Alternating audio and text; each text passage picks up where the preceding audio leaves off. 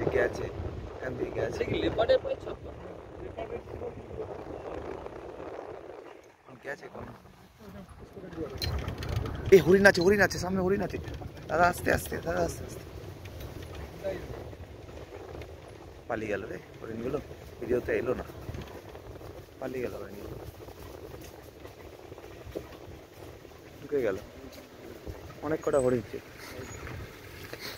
অনেক কটা হরিণ ছিল গো।